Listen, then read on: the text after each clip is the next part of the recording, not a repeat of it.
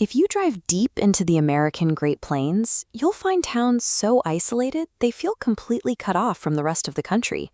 This diagram shows 2024 census data for Strasburg, North Dakota. The population is just 534 people. But notice this right here. The town maintains an unusually high 74% homeownership rate. But looking closer, the directory looks strange.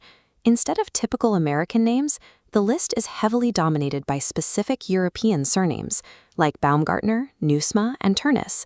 Walk through the center of town, and the physical architecture is just as unexpected.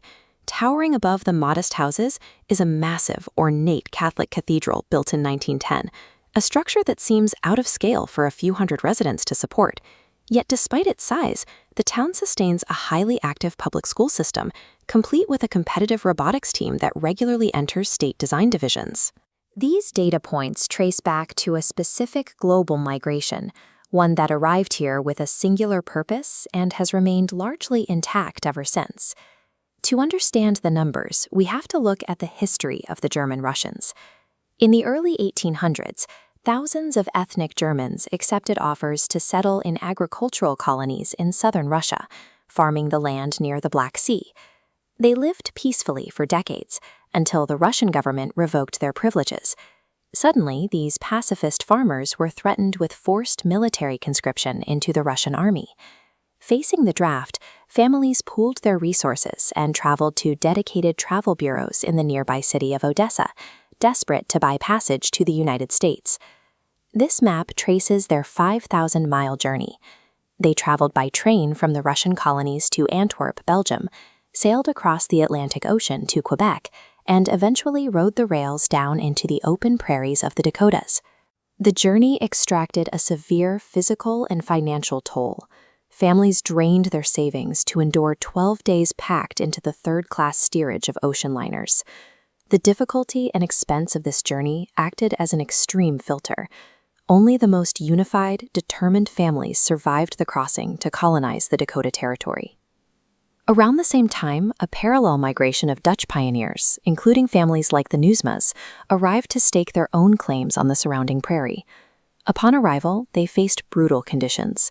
Families survived their first freezing winters living in crude homes built completely out of sod bricks, often without proper floors or doors. To work the land, they traded with local Native American tribes to acquire untamed broncos, relying on grit to domesticate the wild horses for plowing. To survive the mental isolation of the winters, they maintained their native languages indoors. Fathers would spend the evenings reading translated literature, like Uncle Tom's Cabin, aloud in Dutch. Rather than giving up and scattering toward larger cities, the German and Dutch factions collaborated to build permanent community anchors right where they stood. By 1910, they had pooled enough local resources to construct the Saints Peter and Paul Catholic Church complex, a massive stone flag planted directly in the soil. Survival on the Great Plains depended on a refusal to assimilate. They opted out of the American melting pot and built a self-sustaining, highly isolated culture. Today, that historical foundation remains active in modern community traditions. You can see it in action at places like Schneider's Blue Room, where the community continues to gather for traditional, multi-day German-Russian wedding dances. The town's broader national fame is a product of this musical heritage, most notably through native son Lawrence Welk, who learned to play the accordion growing up in Strasburg. This diagram illustrates exactly how that history creates the modern census anomaly. Surnames from the 1880s flow directly into the 2024 directory, showing a total lack of demographic dilution over 130 years. The social result is a population that highly values stability. Residents choose the slow pace and low crime rate of the town, intentionally rejecting the geographic mobility of modern America.